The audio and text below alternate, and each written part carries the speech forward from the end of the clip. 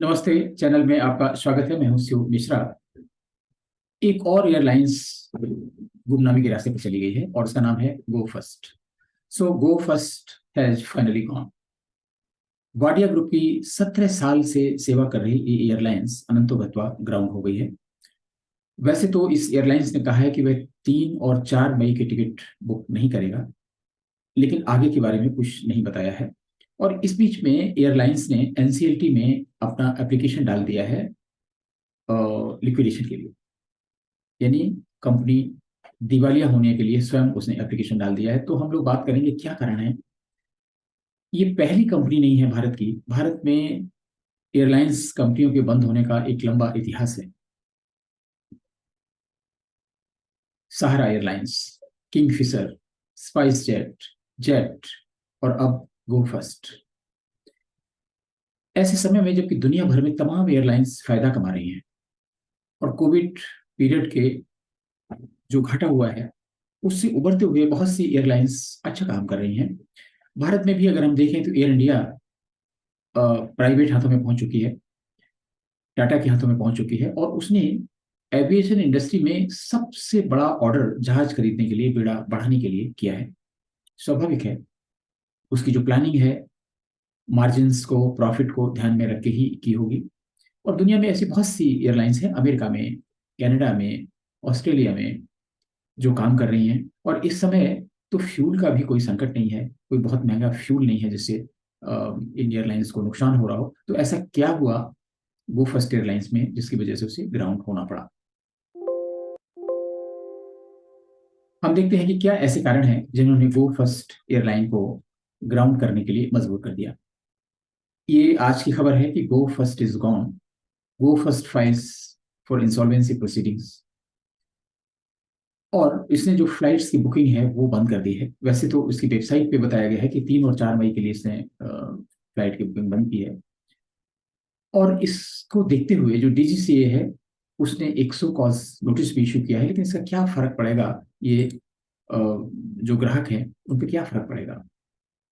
तो हम जानने की कोशिश करते हैं कि क्या इश्यूज हैं जिनसे गो फर्स्ट एयरलाइन इम्पैक्ट हुई और उसे इतना बड़ा निर्णय लेना पड़ा। गो फर्स्ट एयरलाइंस काफी दिनों से इंजन की समस्या आ रही थी। आपने बीच बीच में खबरों में सुना होगा कि इंजन की खराबी की वजह से प्लेन को लैंड करना पड़ा या प्लेन को ग्राउंड करना पड़ा और किसी पर्टिकुलर सेक्टर की फ्लाइट को कैंसिल करना पड़ा। बताया जाता है और गो फर्स्ट के सोर्सेज से कि 7% तक की खराबी 2019 में ऑब्जर्व की गई इंजन में, जो बढ़कर 31% तक हो गई 2020 में। और 2022 आते आते ये खराबी इंजन में है 50% तक पहुंच गई। क्या खराबी होती है इन इंजन में। इसमें गियर टर्बो फैन की समस्या आ जा रही है। मजे की बात है कि ये जो इंजन है एयरबस A320 का, ये एयरबसेस एयर इंडिया के पास भी हैं और दूसरी एयरलाइंस हैं उनके पास भी हैं और उनमें भी समस्या आ रही है। लेकिन जो इनका जो मिडिल मैन है, जो मिडिल मैन वाली कंपनी है, वो है प्रैट एंड विटनी गोफर्स्ट के केस में। और ऐसा माना जाता है कि इसने जो कमिटमेंट किया है, जो एग्रीमेंट किया है, उस पर ये खरी नहीं उतरी है। और इसकी वजह से जो इनके जहाज हैं वो ग्राउंड होते जा रहे हैं, वो समय पे नहीं उड़ पाते हैं या कई को रद्द करना पड़ा है, हैंगर में पड़े हुए हैं। और इसलिए कंपनी ने जो लीज रेंट है इस प्रैट एंड विटनी को देना बंद किया है या डिले इसमें हो जाता है। और स्वाभाविक है, जब लीज रेंट डिले हो रहा है उसका कारण भी है कैश जनरेशन। जो नंबर ऑफ फ्लाइट्स हैं अगर कम हो रही हैं, नंबर ऑफ जहाज कम हो रहे हैं सेक्टर्स में, तो इससे कंपनी को खासा नुकसान होता है, क्योंकि एयरलाइन कंपनी ने उस सेक्टर का जो रेंटल है वो दिया होता है सरकार को। जो नीलामी होती है सेक्टर्स की उसमें भी पैसा चुकाया होता है। और ऐसी कंडीशन में अगर उस सेक्टर में उसके प्लेन नहीं चल रहे होंगे तो कंपनी को सीधा नुकसान है। इसलिए कंपनी कैश जनरेट नहीं कर पा रही है। और जब कैश जनरेट नहीं जो कंपनी कर पाती है, कैश क्रंच की सिचुएशन जब आ जाती है तो बहुत सारी समस्याएं आ जाती हैं। सैलरी की समस्या आ जाएगी, ईंधन की समस्या आ जाएगी। और इसलिए जो तेल कंपनी है, उन तेल कंपनियों ने भी गो फर्स्ट के लिए कैश एंड कैरी फ्यूल की व्यवस्था कर रखी थी। कैश एंड कैरी फ्यूल की व्यवस्था वह व्यवस्था होती है जिसमें आप पैसा दीजिए और तेल भरवाइए, जाइए। जैसे कि हम सभी लोग करते हैं, पेट्रोल पंप पर जाते हैं, पैसा देते हैं, भरवाते हैं। लेकिन जो एयरलाइंस हैं इनके लिए कैश क्रेडिट सिस्टम रहता है, ताकि वो महीने में या किसी निश्चित अंतराल पे उसका पेमेंट कर सकें। लेकिन गो फर्स्ट की ये व्यवस्था बंद हो चुकी थी। अब क्या करेगी गो फर्स्ट? गो फर्स्ट ने एप्लीकेशन लगा दिया है एनसीएलटी में लिक्विडेशन के लिए। तो अगर लिक्विडेशन के समय एनसीएलटी एक्सेप्ट कर लेती है कि ठीक है, इनका जो एप्लीकेशन है दिवालिया होने का वो स्वीकार है, तो ऐसे में एनसीएलटी इस कंपनी को चलाने के लिए एक इंटरिम व्यवस्था करने की कोशिश करेगी। और जो एक इंटरिम रेजोल्यूशन मैकेनिज्म होगी उसके अंदर एक प्रोफेशनल अपॉइंट किया जाएगा जो गो फर्स्ट को ऑपरेट करने की कोशिश करेगा। लेकिन समझने की बात है कि जब कंपनी मैनेजमेंट स्वयं इस एयरलाइंस को नहीं चला पा रहा है, तो जो इंटरिम व्यवस्था के अंतर्गत किसी एडमिनिस्ट्रेटर को लगाया जाता है, किसी प्रोफेशनल को बैठाया जाता है, वो कैसे चला पाएगा? क्योंकि उसको तो कैश चाहिए, इन्फ्यूजन चाहिए कैश का, ताकि वो ऑयल, पेट्रोल, फ्यूल भरवा सके और एम्प्लॉयज की सैलरी दे सके। एम्प्लॉयज की सैलरी कई महीने से बाकी है, ऐसा बताया जाता है। तो सबसे बड़ी समस्या ये होगी कि इस कंपनी को पैसा चाहिए, और ये पैसे की व्यवस्था कहाँ से हो पाएगी, ये देखने वाली बात है।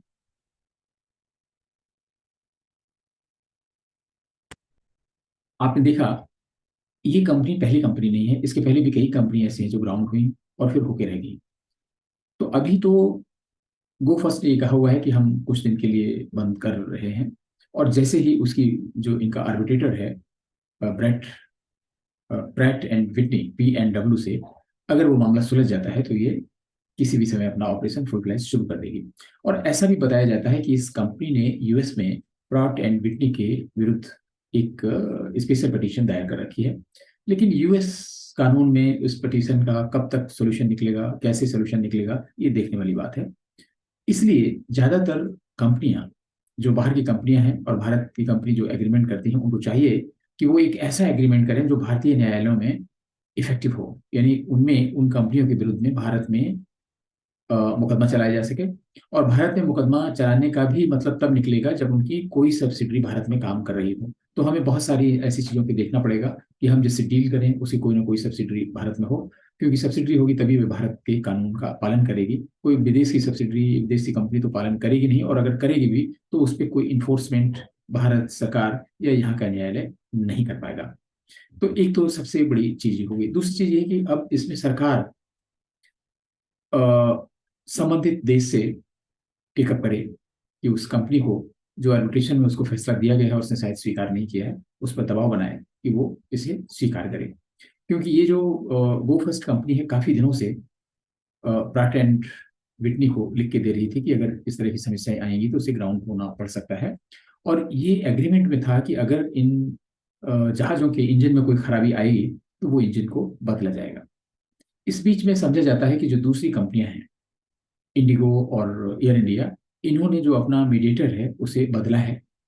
लेकिन दुर्भाग्य से आप अगर देखें कि गो फर्स्ट ने एग्जिस्टिंग जो अरेंजमेंट है उसमें भी P&W है, और आगे भी जो इनके सौदे होने थे उसमें भी P&W ही मीडिएटर है।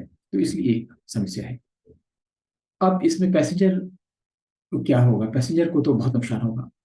जिन पैसेंजर्स ने बुकिंग कराई है, तो कंपनी की साइट पे ये दिया गया है कि 3, 4, 5 मई की जिनकी बुकिंग है उसका वो रिफंड ले सकते हैं कैंसिल करवा कर, और उसमें कोई पेनल्टी नहीं लगेगी। जो डिडक्शन पे काटी जाती है, कैंसिलेशन पे काटी जाती है, वो नहीं करेंगे। लेकिन कंपनी की वेबसाइट में ये नहीं बताया गया है कि जिन्होंने भविष्य की बुकिंग करा रखी है, जो LFC पे जाने के लिए, कहीं घूमने जाने के लिए लोगों ने जो बुकिंग करा रखी है सस्ते में, उसका क्या होगा? और अगर उसका कोई अल्टरनेटिव अरेंजमेंट सरकार ने नहीं किया, DGCA ने नहीं किया, तो वो लोग जिन्होंने एडवांस में बुकिंग करा रखी है वो फंस जाएंगे। उनकी जर्नी तो प्रभावित होगी होगी, जहाँ कहीं जाना है, उन्होंने प्रोग्राम बनाया है, पैसा भी उनका फंस जाएगा। सो अब सबसे बड़ी चीज है कि ये कंपनी तो ग्राउंड हो गई है, क्या इसके फिर से चलने की उम्मीद है? बहुत कम है। बहुत कम इसलिए है कि अभी तक जितनी भी कंपनियां ग्राउंड हुई हैं, चाहे वो स्पाइस जेट हो, सहारा हो, किंगफिशर हो, वो कोई भी कंपनी स्वयं चलने में सक्षम नहीं हो पाई है। टेक्निकली बिल्कुल सही है कि जैसे ही कंपनी की हालत सुधरेगी कंपनी चलने लग सकती है, लेकिन अभी तक ऐसा हुआ नहीं है। और सरकार का भी रोल बहुत लिमिटेड है। अगर सरकार को इसी झमेले में पड़ना होता तो फिर एयर इंडिया को प्राइवेट हाथों में क्यों देती। इसलिए दिस इज द कंपटीशन है and survival of the fittest है। देखिए नई नई एयरलाइंस आ रही हैं, अभी राकेश झुनझुनवाला की एयरलाइंस आ गई है, एयर एशिया काम कर रही है, बहुत ही सस्ती एयरलाइंस है और प्रॉफिट कमा रही है। इस तरीके से पूरे विश्व में बहुत सारी एयरलाइंस है। हमें ये समझना पड़ेगा कि जो भारतीय एविएशन इंडस्ट्री में ऐसा क्या है जिसकी वजह से समस्याएं आ जा रही हैं। और ये तो बड़ा यूनिक केस है जिसमें खुद ही कंपनी ने अप्लाई किया है इंसॉल्वेंसी के लिए। तो हम इसमें और डिटेल इकट्ठा करेंगे और अगर ऐसा कुछ मामला आता है तो आपको देंगे। और कृपया इस वीडियो को लाइक करें, चैनल को सब्सक्राइब करें ताकि आपको और ज़्यादा से ज़्यादा वीडियो, ज़्यादा से ज़्यादा इंफॉर्मेटिव कंटेंट्स आपको मिल सके। नमस्ते।